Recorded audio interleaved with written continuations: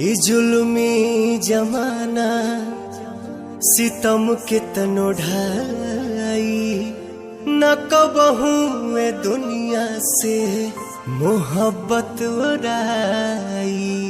और जब रोग हो जे जानी उजानी कदर बेकदर के समझ में न आई।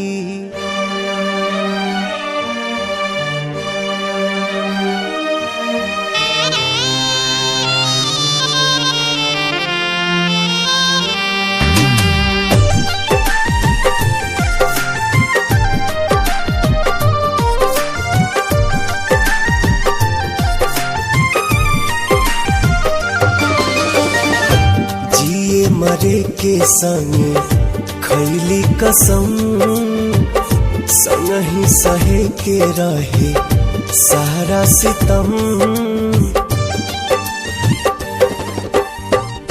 जिए मरे के संगे खैले कसम संग ही सहे के रहे सारा सितम।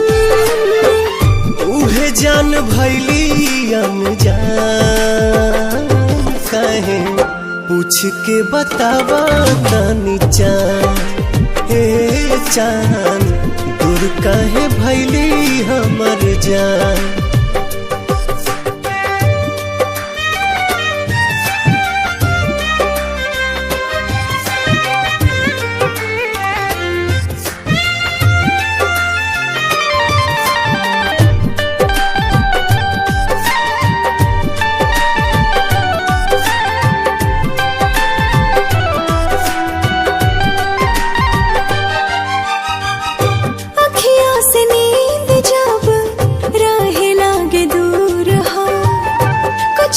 जरूर हाला नैन के कसूर हो।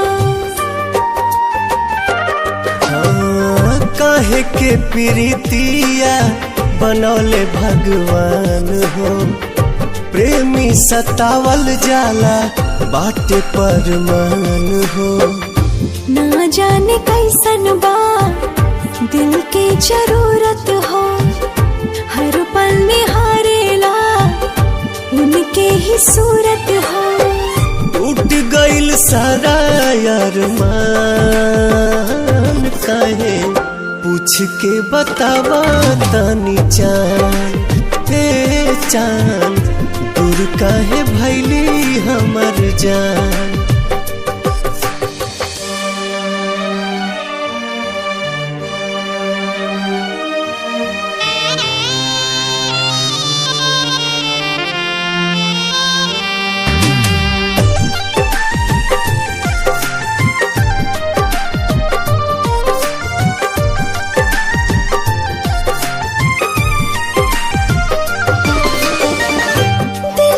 जरूरत होला सच्चा दिलदार के।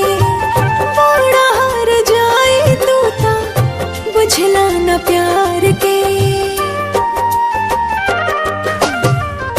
फिर ना दोबारा कब हो पाई प्यार हो। बसल बसावल दुनिया भइल उजार हो। सपनों में ना सोचनी ऐसन कब होई। दिल भर के याद में अखियां कब रोई। घुट घुट के निकाले परान काहे पूछ के बतावा तनी चान। हे चान दूर काहे भैली हमर जान।